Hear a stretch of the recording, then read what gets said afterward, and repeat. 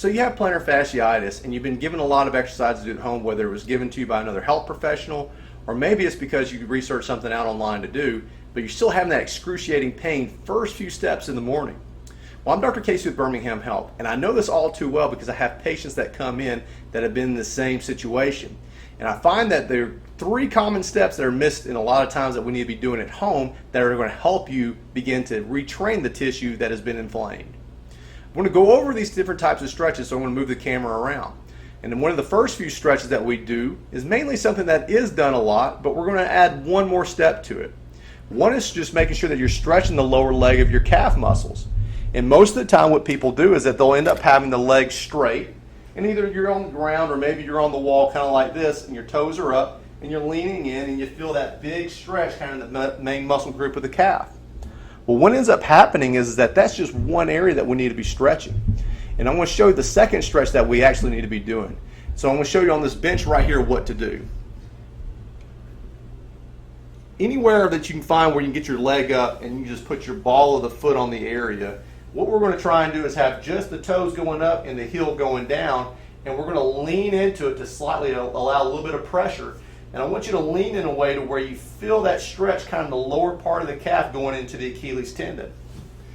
What this ends up doing is that it starts taking stress off of the calcaneus, which is known as your heel. And when that heel is being rocked, it's putting further strain into the tendons attaching to it. So we want to get that stress off of there. And so we have to do that by stretching both of our calf muscles. So do it with the leg straight and do it with the leg bent. And you'll find a little bit more success with that too. Another thing that's missed with the soleus is that we need to actually be doing some home tissue work manually with our hands to that area. And so I'm going to show you how to do that too real quick. Once I bring the camera down, I'm going to show you where on the leg to go. I want you to sit where it's comfortable to you, and I want you to be able to find where you can get your leg in a comfortable position also. And then once you start getting onto your shin bone, this is known as your tibia, you're going to just kind of roll back into this area of the groove that just you feel just kind of dip in a little bit.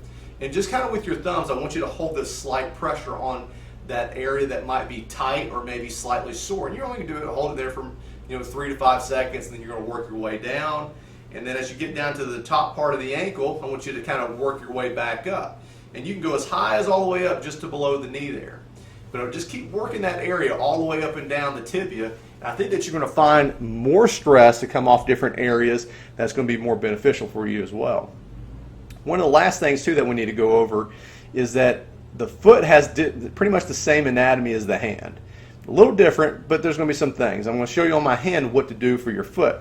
And what most people do many times is they're told to get maybe a frozen bottle of water, maybe like a softball, maybe a tennis ball to roll their foot out onto. But what that does is it only goes over the superficial part of the tissues of the foot. What I want you to do is start working this deep muscle in between the long bones of the foot. And those are called your lumbricals. And really the only best way to do that is by getting a golf ball and be sitting on the couch barefooted and just kind of be rolling that golf ball in between those long bones. And you'll just kind of go back and forth until you start feeling a little alleviation. And so you're just going to take about 2 to 5 minutes to do that. Many a times though, these are just things to help you just take the edge off of the issues that you're having. It may not fully correct your condition. So you're still finding yourself kind of stuck in that same pain cycle where you get up first thing in the morning and that excruciating pain in those first few steps are still there. It's probably pretty wise to start seeking professional help.